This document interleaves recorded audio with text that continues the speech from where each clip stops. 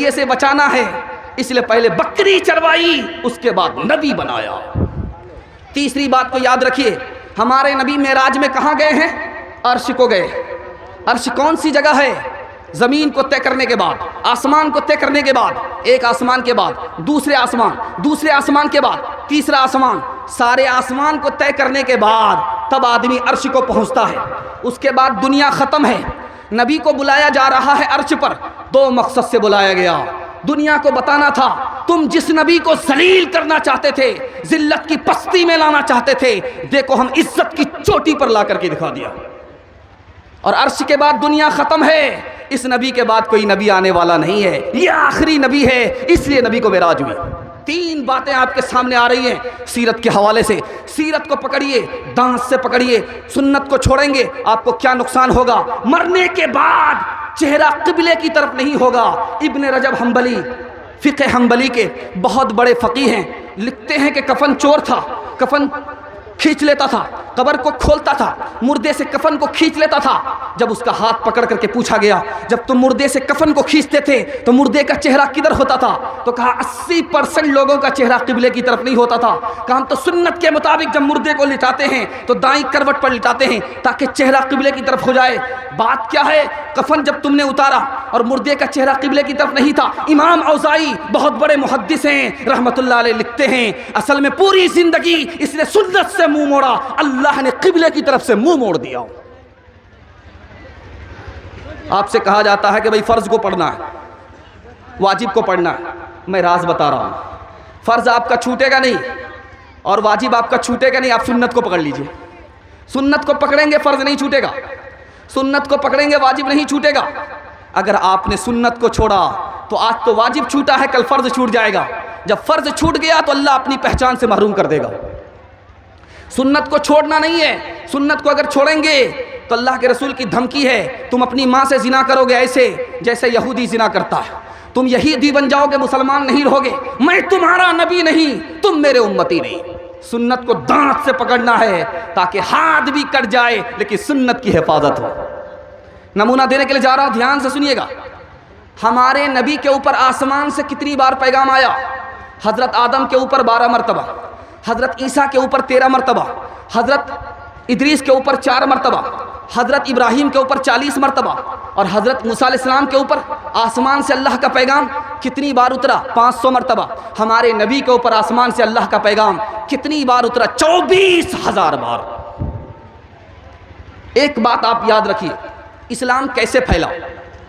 1984 کی رپورٹ ہے، 235% اسلام پھیلا۔ عیسائی نے لڑکی کو لگا کر کے، شراب اور شباب کو لگا کر کے عیسائیت نہیں پھیلا سکے۔ عیسائیت کتنی پھیلی؟ 47%۔ اسلام غریبی میں، بغیر مال لٹائے ہوئے، بغیر لڑکی کو حوالے کیے ہوئے اسلام پھیل گیا 235%۔ انگریز لکھتا ہے اسلام پھیلا محمد کی وجہ سے۔ محمد کیسے پھیلائے؟ مسجد کی وجہ سے۔ مسجد سے اسلام کیسے پھیلا؟ نماز کے لیے کہا سب کو جماعت کے ساتھ پڑھنی پڑے گی اور جماعت کے ساتھ اتحاد ہوا، محمد کی وجہ سے اسلام پھیلا۔ اسلام پھیلا مسجد کی وجہ سے، اور مسجد کی وجہ سے کیسے پھیلا؟ مسجد سے مسلمانوں کو اتحاد ملا۔ میں ہاتھ جوڑ کر کے آپ سے کہتا ہوں، دیوبندی کی مسجد ہے نماز پڑھیے، بریلوی کی مسجد ہے نماز پڑھیے، اللہ کے رسول کی حدیث ہے جس کے پیچھے چاہو نماز پڑھ لو، اس کا عمل اس کے ساتھ، تمہارا عمل تمہارے ساتھ۔ مسجد کو بانٹیں گے ترقی رک جائے گی، اتحاد ختم ہو جائے گا۔ تیسری بات بتانے کے لیے جا رہا ہوں، ہمارے نبی نے کتنی زندگی میں جنگ کیا؟ 27۔ پوری زندگی میں ہمارے نبی نے کتنی بار جنگ کیا ہے؟ 27۔ اور زخمی کتنے لوگ ہوئے؟ 127۔ دونوں طرف سے کتنے لوگ قتل ہوئے؟ 1018۔ قیدی کتنے ہوئے؟ 6500۔ سب کو چھوڑ دیا گیا۔ قتل کتنے ہوئے؟ 1018۔ پہلی جنگ عظیم ہوئی، ہمارے نبی لڑتے ہیں، قتل لوگ کم ہوتے، زخمی لوگ کم ہوتے، قیدی لوگ کم ہوتے، لیکن جب پہلی جنگ عظیم ہوئی ہے تو لوگوں کا کتنا قتل ہوا؟ 73 لاکھ۔ دوسری جنگ عظیم ہوئی ہے، لوگوں کا قتل ہوا کروڑوں۔ وہ نبی امن بن کر کے آئے تھے، رحمت بن کر کے آئے تھے، آپ نے صلح کیا، جنگ نہیں کی، معاف کیا، بدلہ نہیں لیا۔ آخری بات بتا رہا ہوں، پیغام کو ختم کر رہا ہوں، دھیان دیجیے گا، دھیان دیجیے گا۔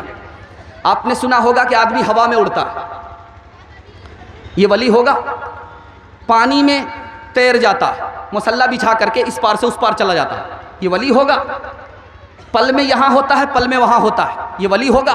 تو لکھا ہے نبی کی سنت اگر زندگی میں ہے تو ولی ہوگا، نبی کی سنت اگر زندگی میں نہیں ہے یہ شیطان تو ہو سکتا ہے، ولی نہیں۔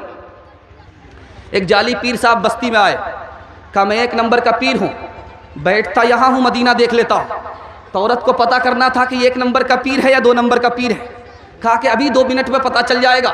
کھانا لا کر کے دیا، ترکاری کو بھات کے اندر چھپا دیا، کہا آپ لوگ 1 نمبر کے پیر ہو، کھانا کھاؤ۔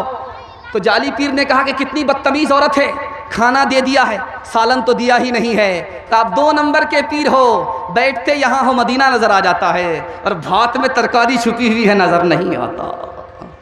کون ہے تاریک آئینے رسول مختار، حقیقت خرافات میں کھو گئی، یہ امت روایات میں کھو گئی، حقیقت خرافات میں کھو گئی، حقیقت خرافات میں کھو گئی، یہ امت روایات میں کھو گئی۔ بجھی عشق کی آگ اندھیر ہے، مسلمان نہیں راک کا ڈھیر ہے، بجھی عشق کی آگ اندھیر ہے۔ جوان بڑی تعداد میں بیٹھے، ماں بہنوں کے حوالے سے، نکاح کے حوالے سے آپ کو سنانے کے لیے جا رہا ہوں۔ یہ میرا آخری پیغام ہے، آپ لوگ سننے کے لیے تیار ہیں؟ دونوں ہاتھ اٹھائیے انشاءاللہ۔ آپ لوگ جب جوش کے ساتھ ہاتھ اٹھاتے ہیں محسوس ہوتا ہے کہ آپ لوگ تھکے نہیں ہیں، بیداری کے ساتھ آپ سننے کے لیے بیٹھے۔ بہت پیارا مطالعہ آپ کی خدمت میں لے کر کے آ رہا ہوں، اس کو دھیان سے سنیے گا۔ ہم نکاح کیوں کرتے ہیں؟ تاکہ عورت کا مرد کا تعلق دیر تک رہے۔ اگر نکاح نہیں ہوگا تو عورت مرد کا تعلق دیر تک نہیں ہوگا۔ ہم نکاح کیوں کرتے ہیں؟ نکاح اس لیے کرتے ہیں تاکہ دنیا میں فتنہ فساد نہ ہو۔ اگر نکاح نہیں ہوگا تو دنیا میں فتنہ فساد ہوگا۔ ہم نکاح کیوں کرتے ہیں؟ تاکہ بچے کا باپ مل جائے۔